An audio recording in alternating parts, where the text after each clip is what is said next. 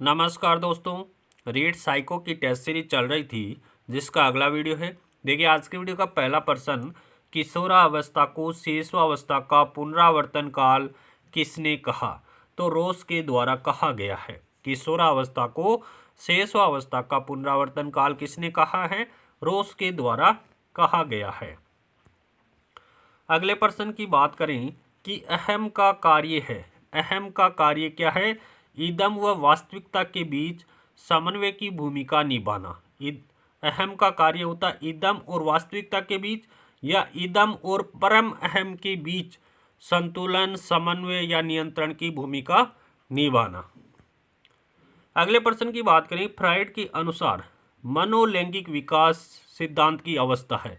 तो फ्राइड ने मनोलैंगिक विकास की कितनी अवस्थाएं बताई थी? 5 अवस्थाएं बताई थी। एक मुखावस्था, अव्यक्त अवस्था, गुद्धावस्था। ये सभी की सभी क्या है? मनोलैंगिक विकास की अवस्थाएं हैं। किसके अनुसार? फ्राइड के अनुसार। अगले प्रश्न की बात करें कि निम्न में से कौन सा कथन सत्य है? मस्तिष्क के चेतन मन का 1/10 भाग होता है। बिल्कुल सही है कि मस्तिष्क के चेतन मन का भाग है वो 1/10 होता है। अचेतन मन में दुखद बातों व दमित इच्छाओं का भंडार होता है। ये भी राइट है। अर्धचेतन मन चेतन मन व अचेतन मन के मध्य एक सेतु या पुल का कार्य करता है। ये भी राइट है। तो उपयुक्त सभी यहाँ पर करेक्ट आंसर हो जाएगा। अगले प्रश्न की बात कर लेते हैं कि इच्छाओं की जननी किसे कहा जाता है? तो इच्छाओं की जननी कहते हैं इदम को। इड को क्या कहते हैं? इच्छाओं की जननी कहा जाता है। अगले प्रश्न की बात करें कि किसे अहम ग्रस्त छात्र की विशेषता के रूप में नहीं माना जा सकता है? तो किसे नहीं माना जा सकता?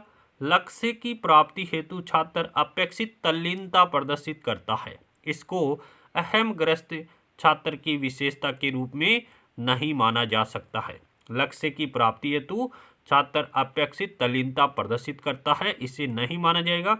बाकी देखिए, अपेक्षित मानदंडों के अनुसार छात्र अपने व्यवहार को टालने की चिंता व्यक्त करता है। ये सही है। छात्र किसी पुरस्कार की इच्छा द्वारा अनुप्रेरित होता है। ये भी सही है। छात्र अपने आकांक्षा स्तर को अपने आत्म संपर्क के अनुसार निर्धारित करता है। ये भी सही है। अगले प्रश्न की बात करते हैं कि निम्नलिखित में से कौन सी व्यक्तित्व मापन की मनोविश्लेषणात्मक विधि नहीं है? मनोविश्लेषणात्मक विधि कौन सी नहीं है? तो साक्षात्कार विधि है, वो व्यक्तित्व मापन की मनोविश्लेषणात्मक विधि नहीं है। बाकी मुक्त साहचर्य, शब्द साहचर्य और स्वपन विश्लेषण, ये तीनों विधियां मनोविश्लेषणात्मक विधियां हैं। कौन कौन सी? मुक्त साहचर्य, स्वपन विश्लेषण, शब्द साहचर्य।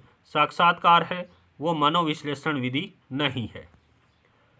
अगले प्रश्न की बात करें कि ऐसे परीक्षण जिनके द्वारा विद्यार्थियों के व्यवहार का पता लगाया जाता है रिक्त स्थान कहलाते हैं। तो गुणात्मक परीक्षण कहलाते हैं। ऐसे परीक्षण जिनके द्वारा विद्यार्थियों के व्यवहार का पता लगाया जाता है उनको क्या कहते हैं? गुणात्मक परीक्षण कहते हैं। गुणात्मक परीक्षण के 3 नाम है। इसको व्यवहारात्मक परीक्षण भी कहते हैं, मनोवैज्ञानिक अनुसंधान द्वारा निर्मित परीक्षण भी कह सकते हैं और मानकीकृत परीक्षण भी कह सकते हैं। किसको? गुणात्मक परीक्षण को। अगले प्रश्न की बात करें कि निम्न में से मूल्यांकन की विशेषता है। तो मूल्यांकन निरंतर चलने वाली प्रक्रिया है। बिल्कुल सही बात है।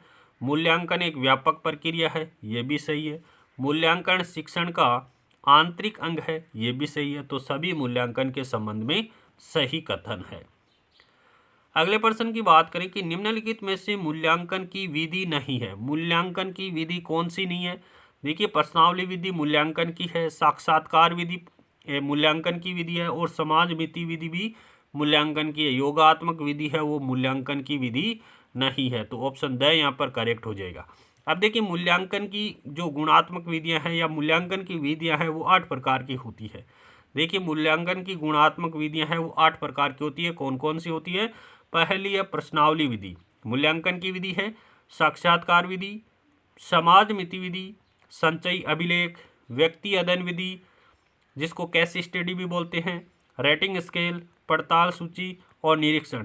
ये 8 विधियां किसकी है? मूल्यांकन की है, या कह सकते हैं कि मूल्यांकन की गुणात्मक विधियां हैं।